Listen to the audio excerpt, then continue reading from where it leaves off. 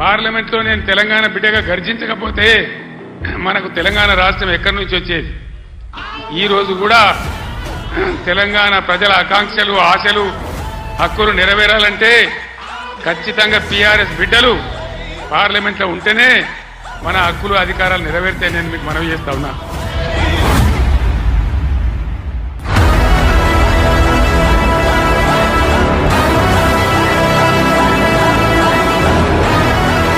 వెంకట్రామరెడ్డి గారు ఒక ఐఏఎస్ అధికారి, ఈ జిల్లాకు సేవ చేసిన వాడు.